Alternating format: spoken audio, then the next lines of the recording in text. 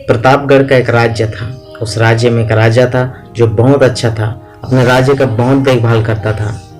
समय बीतता बीतता राजा बुजुर्ग हो चुका था और उसे इस बात का भी चिंता सता रहा था कि मेरे जाने के बाद मेरे राज्य के क्या होगा।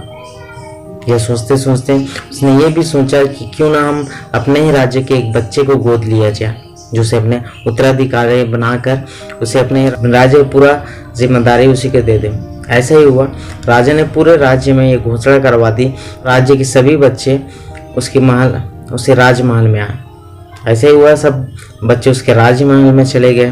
तो राजा ने सबको एक गमला दिया और उस गमले में तरह तरह के बीज डाले और राजा ने सभी बच्चे को कहा कि हम 6 महीने बाद मिलेंगे और इसमें जो पौधे और इस गमले में जितने अच्छे अच्छे पौधे होंगे, जिसके सबसे अच्छे पौधे होंगे, वही मेरे राज्य का उत्तराधिकारी बनेगा। बच्चे खुशी खुशी उस गमले को लेकर चले गए। लेकिन 2 महीने बीत गए, लेकिन एक बच्चा बहुत उदास था, बहुत मायूस था। उसके गमले में अभी तक कोई भी पौधा नहीं उपजा था। तब भी से वो बहुत उसका सिंचाई करता था, उसका देख रेख करता था और रोज उसे पानी भी डालता था।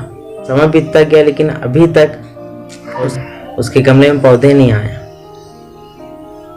फिर उसकी माँ ने कहा, बेटा धैर्य रखो, कई पौधे ऐसे होते हैं जिसका फल बहुत देर में आता है। बच्चे उसको सिंचाई करता रहा, पूरा समय बीतता गया, तब भी से उसके गमले में पौधा आया ही नहीं। फिर भी उसका सिंचाई करता रहा, पानी डालता रहा। लेकिन 6 महीना बीत गया, राजा के दरबार में जाने का टाइम आ गया था। वो इस बात से डरा हुआ था क्योंकि सभी बच्चे के गमले में पौधे होंगे और मेरे गमले में पौधा नहीं होंगे। फिर भी वो चला गया। कई बच्चे पहले ही दरबार में चले गए थे क्योंकि उसे राज्य का उत्तराधिकारी बनने में बहुत लालसा थी। उसके दरबार में चले गए तो राजा वहां पहुंचा और सभी के गमले देखने लगे।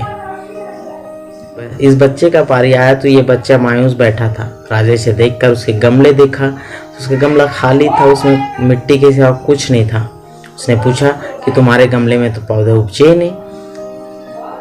फिर उस बच्चे ने जवाब दिया कि गमले में पौधे आए नहीं, लेकिन इस गमले का मैंने 6 महीने तक ही देख रेख की है। बच्चे का जवाब सुनकर राजा बहुत खुश हुआ और सभी बच्चे के गमले देखने लगे। सभी बच्चे के गमले देखने के बाद राजा ने इसे बच्चे को सभी के सामने बुलाया और इसके गमले सभी को दिखाया। गमले देखकर सभी बच्चे हंसने लगे। राजा ने कहा कि हंसिए मत, ज़्यादा खुश मत होइए। मैंने जो बीज दिए थे वो सारे बंजर बीज थे।